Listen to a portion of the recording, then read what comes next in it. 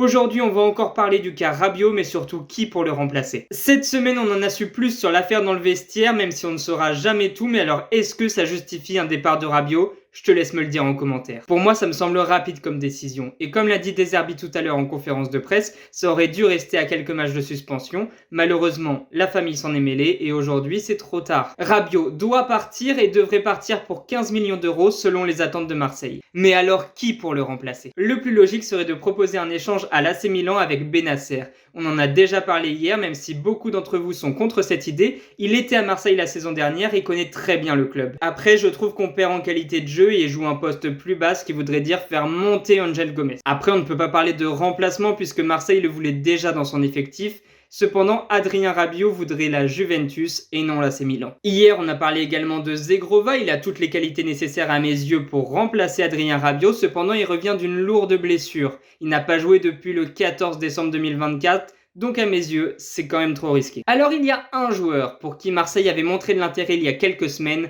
Matt O'Reilly. Il a le profil parfait pour entrer dans l'équipe. Numéro 10, il joue à Brighton, cependant il marque des points en ce moment avec cette équipe, donc il ne devrait pas le lâcher si facilement. Hier, on a entendu parler d'un Barcelonais, Casado. Trop cher à mes yeux pour un joueur qui n'a pas encore montré grand chose. Alors on sort des rumeurs et on va parler de mes envies. Et il y a deux Français qui me plairaient bien. D'abord, Griezmann. Il a toujours montré son amour pour Marseille et n'est plus un titulaire indiscutable à l'Atlético. Et il a besoin de temps de jeu avant la Coupe du Monde. Il a pris sa retraite internationale. Ah oui, merde. Mais en vrai, il a le profil parfait et en termes de com, ça serait incroyable. Sinon, un autre Français. Il vient de Chelsea, club aux 300 joueurs qui n'est plus intéressé par lui. Je parle de Nkunku. Il est trop cher pour un achat direct, mais en prêt, ça serait intéressant parce qu'il peut jouer aussi bien numéro 10 que à gauche. Après, c'est un ancien joueur parisien, donc pas sûr que ça se fasse, mais perso, je prends.